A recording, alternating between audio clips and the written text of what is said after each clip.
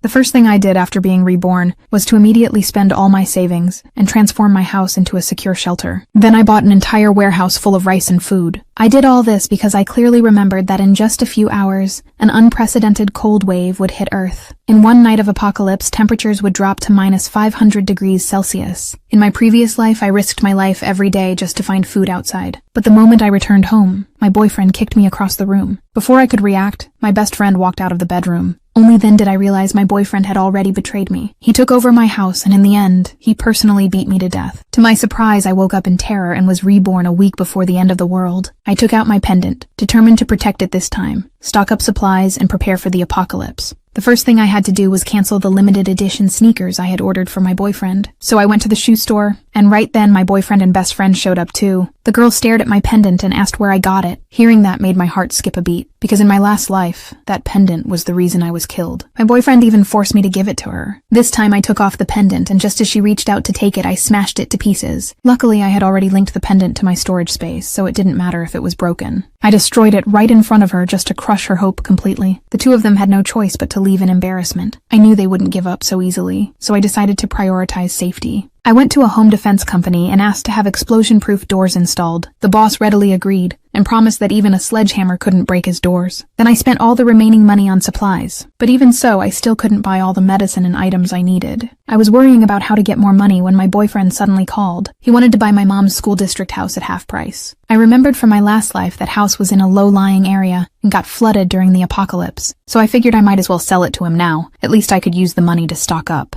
I brought the property deed to the real estate center, but he didn't have $2 million on hand and could only get a loan which would take half a month to approve. So I offered to sell it for just $1 million, but it had to be paid in full on the spot. He agreed immediately. After signing the contract, he left grinning from ear to ear. I saw the money in my account and didn't hesitate at all. Rushed straight to the pharmacy and supermarket and started hoarding supplies like crazy. Then I ran to the clothing store planning to buy enough winter gear. But when I got home, I found that the previously empty neighbor's house now had an explosion-proof door installed. Just as I was puzzled, the door opened and out came a father and daughter. The man was the same one I saw earlier, ordering a custom door at the shop. Meanwhile, my boyfriend was happily celebrating his birthday. My best friend took the chance to suggest they go check out my current place. That night, thunder and lightning raged outside. I knew the end was near. Just then, the courier called saying the storm was too strong and my winter clothes couldn't be delivered. So I had to go pick them up myself. But the wind was so strong I was nearly blown away. Just as I was about to collapse, a man suddenly appeared and grabbed me. To thank him, I gave him a warning, saying the apocalypse would arrive in 5 minutes.